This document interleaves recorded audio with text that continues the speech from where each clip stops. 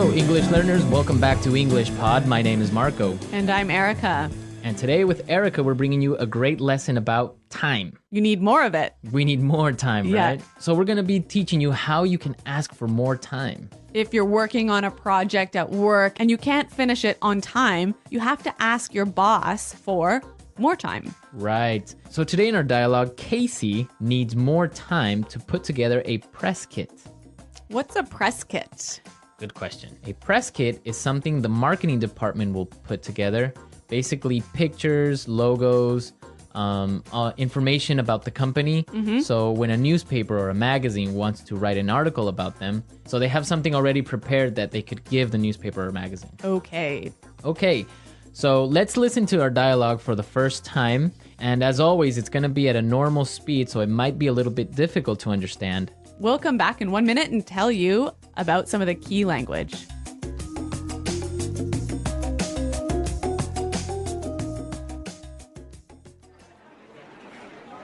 So, Casey, how are things going with the photos for the press kit? Yeah, I've been meaning to talk to you about that. I might need to ask for an extension on that deadline. You've had over a month to get this finalized. Why are things delayed? Well, the thing is, we ran into a lot of problems. I'm not looking for excuses here. I just want to get this finished on time. I know, and I apologize for the delay, but some things were just beyond my control. I had trouble booking the photographer, and then Michael was sick for 3 weeks, so I couldn't include him in the photos. And the design team lost all the files, so I had to redo the pictures. I'm not going to put this off any longer, Casey. I want those photos ASAP. All right, so Casey is in trouble, I think. Yeah, I think her boss is pretty upset. Yeah. Well, let's take a look at some of the language that we saw in this dialogue in Language Takeaway. Language takeaway. First word today is deadline. Deadline. Deadline. Deadline. So, Erica, what's a deadline? It is the last possible date to do something. So, for example, when we were in school, our teacher would send us homework and say it was for Friday. So the deadline was Friday. Was Friday, right? Or when you're at work, you have projects that you have to finish by a certain date. That's your deadline. Exactly. Okay, let's look at our next word. Extension. Extension. Extension. Extension. So extension and deadline go together, right? Exactly. If you can't reach your deadline or you can't make your deadline, you must ask for an extension. An extension. So you ask for more time. Yeah, an extension is moving the deadline in the future. All right, interesting. Let's look at our next word. Ran into. Ran into. Ran into. Ran into some problems. So we ran into some problems in this dialogue. Let's listen to some more examples of run into so we can understand the meaning. Example 1. We ran into a storm on our way home. Example 2. If you're not careful now, you're going to run into a lot of problems later. Example 3. I ran into some trouble with my computer. Okay, good example. So it's clear now, right? Right. If you run into problems, you meet some problems. Right. Many students say it in that way. I met some problems. Yeah, but that's wrong. Right. So you would say I ran into some problems. Right. I met some problems is wrong, wrong, wrong. Okay, don't say met some problems. I ran into some problems. I ran into. Okay. And our last word for language takeaway, delayed. Delayed. Delayed. Delayed. So when something is delayed, it's Late. late. And the opposite is, On time. yeah. So your flight was delayed. Or your flight was on time. The project was delayed. Or your project was on time. Clear. All right. So now let's go back to the dialogue. Let's listen to it again. And this time it will be a little bit slower so you can understand some of these phrases we just talked about.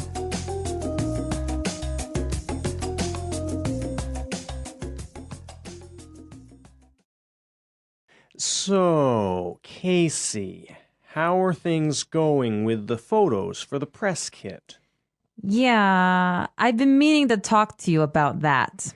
I might need to ask for an extension on that deadline. You've had over a month to get this finalized. Why are things delayed? Well, the thing is, we ran into a lot of problems. I'm not looking for excuses here. I just want to get this finished on time. I know, and I apologize for the delay. But some things were just beyond my control. I had trouble booking the photographer. And then Michael was sick for 3 weeks, so I couldn't include him in the photos. And the design team lost all the files, so I had to redo the pictures. I'm not going to put this off any longer, Casey. I want those photos ASAP.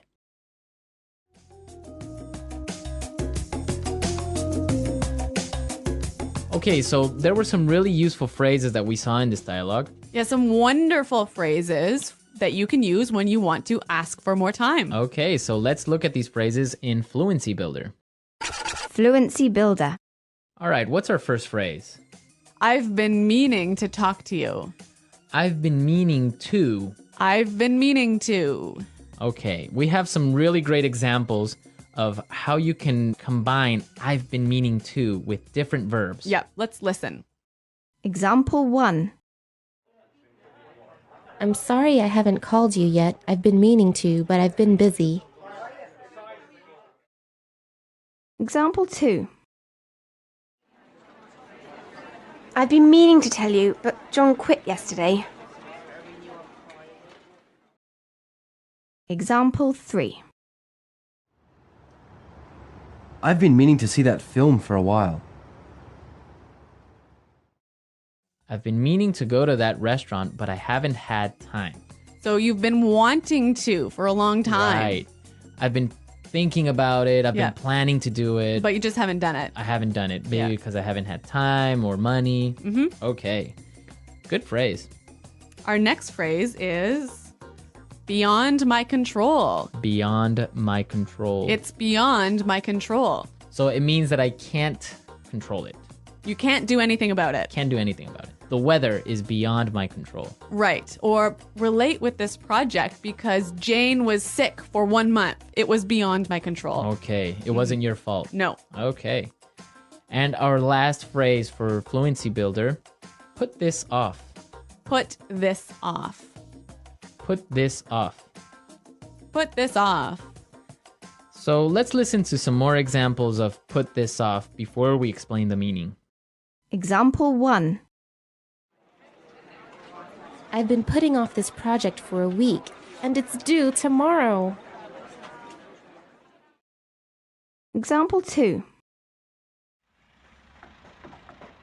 Can we put off our meeting until next week? I'm too busy right now. Example 3. I've been putting off my email all day, and now I have 50 messages to respond to. So, Marco, when you put something off, you... Leave it for later, Okay. right? So maybe I have to write a report today, but I'm going to put it off till tomorrow. So you're going to do it tomorrow. I'll do it tomorrow. Okay, so we've seen some really great words and some really good phrases. So now let's listen to our dialogue for the last time, and then we'll come back and talk some more.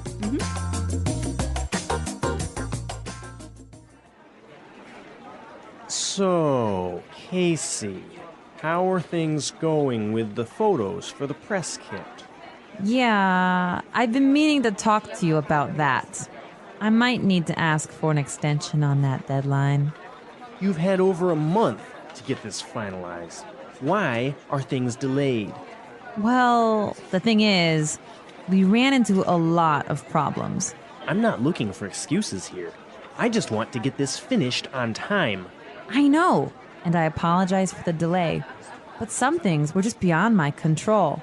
I had trouble booking the photographer, and then Michael was sick for 3 weeks, so I couldn't include him in the photos.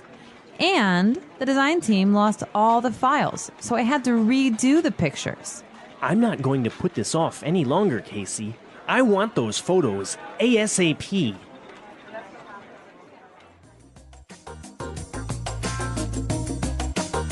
Well, Marco, do you think that Casey's reasons for being late are good? I think so, because it wasn't really her fault, the whole situation with the photographer. And then one of her co-workers was sick for 3 weeks. Yeah. It's not really her fault, right? Right, but maybe the boss thinks that she's making excuses. Yeah, maybe she's making excuses. That's really common. Like, for example, when we were kids, you would say, oh, my dog ate my homework. Right, but that really happened to me once. Your dog ate your homework? My cat ate my homework. Your cat ate your homework? Yeah. And what did your teacher say? Well, actually, I was a really good student, so my teacher believed me. Well, my teacher wouldn't have believed me. Really? No, she would have called my parents, most likely. Yeah. Well, my cat really did eat my homework, and I just left it on the table, and it chewed it all up. That's weird. Why would your cat do that? I don't know. A lot of weird excuses out there. Yeah. I was abducted by aliens. Uh-huh. My mom accidentally mailed my homework to Africa. Really? Yeah, This happened to you? Creative writing. Okay. Creative excuses.